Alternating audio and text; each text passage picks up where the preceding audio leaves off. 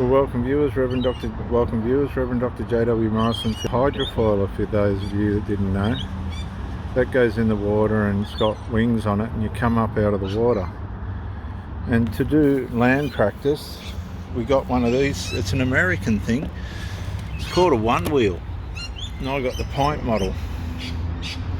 And I'm going to do a talk while I'm practicing on the one wheel today. So we'll set the watch. And here we go. Well, welcome viewers. They say you've got to have hobbies. Well, I am a man of hobbies, and even though I've going through a breakup still for mine, I always had my hobbies right through the relationship.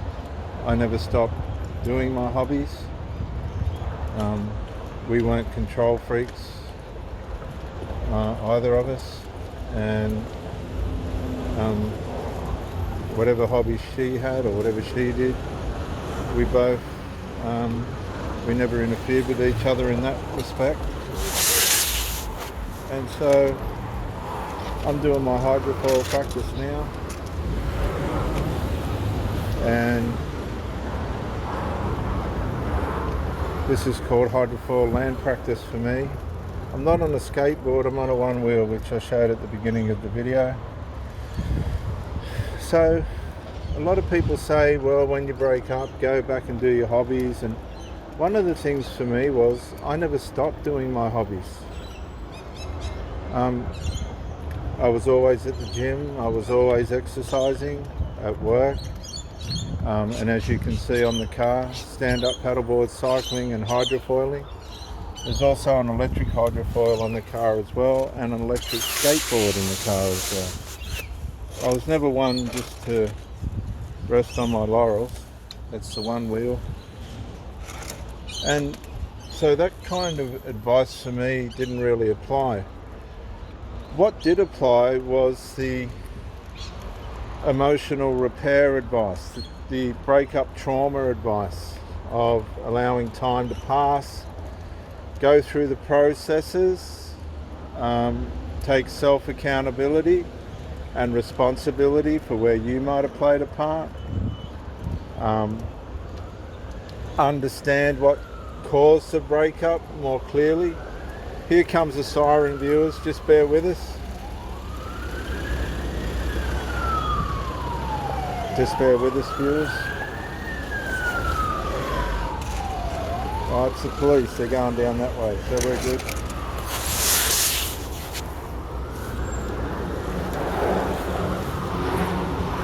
The emotional healing side of it was important for me because you don't want to hurt people, but at the same time you don't want to live a life of unnecessary misery either. And if the person that you're with just can't seem to work out what needs to happen to make the relationship fruitful and healthy, you've just got to make some decisions. Serious decisions that are going to hurt and that are going to take time, serious time, mental health time for you to heal. You have to, you get to my age, 57, and you go, okay, here we go again, I got to heal. I got to go through the healing process again. And don't worry about, if they get angry or not. The lady I was with, she hardly even spoke, so it didn't matter if she was going to get angry or not. It didn't matter if the interferers were going to get angry or not. By the time all this got to this point, I had oppression. I had some mind fog, a deep pain in the back of my mind because I really believe that scripture, hope deferred makes the heart sick. Everything just got deferred for so long. Such a simple thing, simple parenting thing got deferred for so long that deep in the back of my mind there was some kind of oppression, deep dark oppression, like a demonic oppression, which in a way forced me to have to make a decision. I love this person, I loved all the people I split up with, but Sounds silly, doesn't it? But you don't have to live in misery for people. If they're not going to help you in the way that they should by being in your life, then don't let them in your life. Too many of you people are under sufferance of the negligence of the people that you've ended up with. And I've always said, don't let your loyalty and faithfulness blind you from the life that you're living now. Some people are only going to last short term, but you can't tell that at the start. This is the hard part. You can't tell at the start how long somebody's going to last before they fade, before they die in the bum, as it were, and leave you wondering, well, what just happened then?